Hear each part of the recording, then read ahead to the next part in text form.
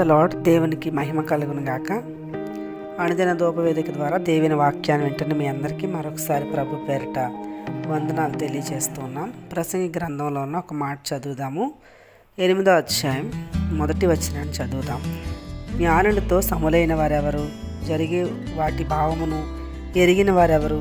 మనుషుల జ్ఞానం వారి ముఖమునకు తేజస్సునిచ్చును, దానివల్ల వారి మోటుతనము మార్చబడను. అవును, దేవుని లేఖన భాగాల్లో చూస్తే జ్ఞానం ఎంత గొప్పదో అనే విషయాన్ని సామెతల గ్రంథం 8వ అధ్యాయంలో కూడా చాలా విషయాలు రాయబడి ఉన్నాయి. అయితే ఈ లోక జ్ఞానం దేవుని దృష్టికి అది వెర్రితనం.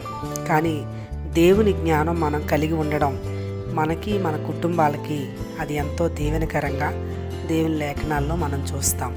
కాబట్టి ఈ లోక జ్ఞానంతో ఎంతోమంది వారి జీవితాలని పాడు చేసుకుంటూ ఉన్నారు. మూఢురాలు తన చేతులతో తన ఇల్లు ఓడబెరుకును అని ఉంది, కానీ జ్ఞానవంతురాలై తన ఇల్లు కట్టునని ఉంది. కాబట్టి ఈ ఉదయకాల సమయంలో మనకి దేవుని జ్ఞానం, దేవుడిచ్చేటువంటి ఆ ఆలోచన, దేవుడిచ్చేట నడిపింపు ఎంతో గొప్పది.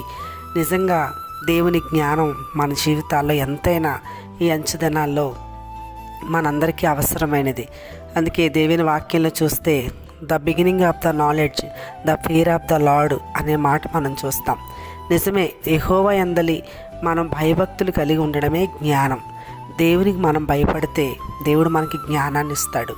మనకు తెలుసు, యోసేపుని దేవుడు ఎంత అద్భుతంగా తన జ్ఞానంతో నింపాడో. మరి కలల భావాన్ని చెప్పగలిగాడు. అంతేకాకుండా బబులోను, ఆ యొక్క ఐగుప్తు దేశం అంతట్లో కూడా యోసేపు జీవితం ఆ యొక్క దైవ జ్ఞానం చేత ఎంతో అద్భుతంగా నడిపించబడ్డాడు. కరువు దినాల్లో కూడా ఆ ఫరో, ఆ ఇంటి ఆ లోపల ఉన్నటువంటి ఆ యొక్క పనివారు, అధికారులు వాళ్ళందరూ కూడా ఎంతో అద్భుతంగా మరి వాటన్నిటిని కూడా నడిపించడం, ఇదంతా మానవ జ్ఞానానికి మించింది. అలాగే దానియేలుని కూడా మనం చూస్తే బబులోను సంస్థానం అంతట్లో దానియేలు ఎంతో అద్భుతమైన జ్ఞానవంతుడిగా, దైవ జ్ఞానంతో నింపబడిన వాడిగా మనం చూస్తాం.